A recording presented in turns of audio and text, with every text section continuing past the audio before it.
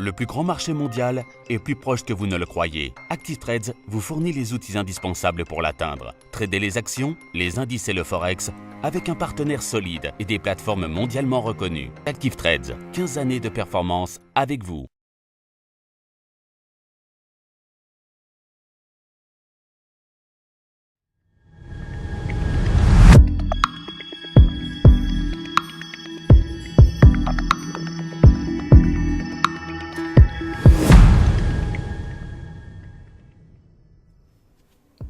Bonjour à tous et bienvenue sur boursicoté.com pour cette nouvelle analyse technique du CAC 40 en point matinal. Et donc nous avions un signal d'affaiblissement que je vous indiquais hier matin lié à une divergence baissière que nous allons détailler.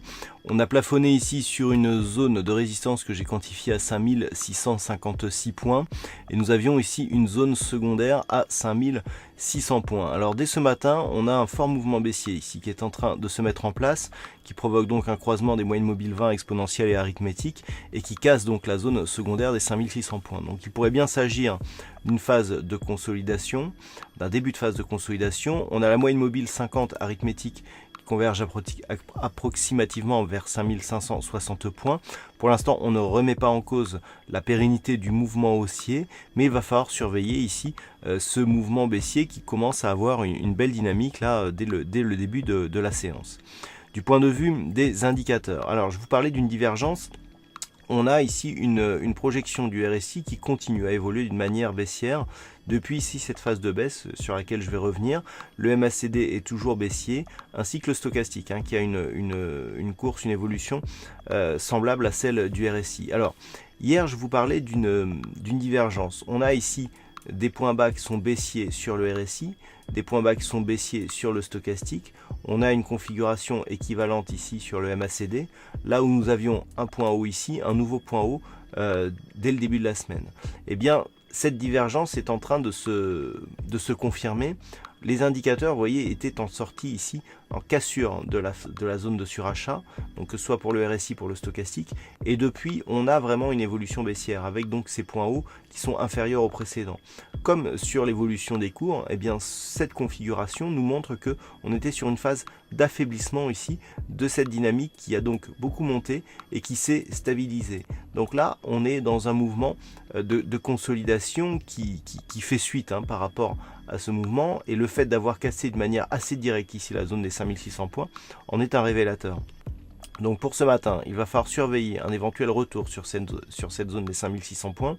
Si la consolidation devait s'accélérer, tant qu'on reste ici au-dessus des 5536 points, d'un point de vue moyen terme, on ne remet pas en cause la pérennité du mouvement. Par contre, sur rupture ici de ce niveau, eh bien là, il y aura lieu de remettre en cause justement la possible continuité du mouvement haussier que nous avons depuis désormais quelques semaines, puisque nous étions ici au mois de mars, lorsque la dynamique est devenue franchement baissière et que l'on est arrivé sur cette dynamique justement qui a permis la poursuite de ce mouvement. Donc zone à surveiller d'un point de vue à la hausse, puisqu'on évolue désormais sous ce niveau, 5600 points. Le fait de repasser au-dessus des 5600 points nous donnerait un signal de neutralisation ici à l'intérieur de cette zone, possible potentiellement entre 5600 points et 5656 points. Tant que les cours restent ici sous 5600 points, on est sur une phase de fragilisation avec un possible retour sur les 5536 points, et sur rupture des 5536, c'est bien là, gros signal de consolidation en cours. Vu ce qui se passe actuellement sur l'évolution des cours, tant sur les devises que sur les indices européens ou américains sur les futurs, le retour ici sur ce niveau est tout à fait envisageable pour cette journée. Voilà donc ce que l'on peut dire d'un point de vue technique sur la configuration du jour. D'un point de vue plus macroéconomique, nous aurons à 9h30 le chiffre de PMI manufacturier de l'Allemagne qui sera dévoilé donc concernant la zone euro, et puis à 10h30 nous aurons les chiffres de l'inflation mensuelle et annuelle pour la Grande-Bretagne. Et puis cet après-midi, donc côté outre-Atlantique, il faudra attendre 16h avec les chiffres de l'immobilier américain qui pourront éventuellement nous donner une direction sur les indices outre-Atlantique. Et puis à 16h30, nous aurons les chiffres de stock de pétrole brut. Attention, ce soir, nous avons à 20h les minutes de la Fed, juste avant, comme vous le savez, l'intervention de Mario Draghi, qui elle aura lieu demain. Voilà donc pour cette séance, passez de bons trades, on se retrouve toute la journée pour d'autres analyses techniques, toujours sur le site boursicoté.com.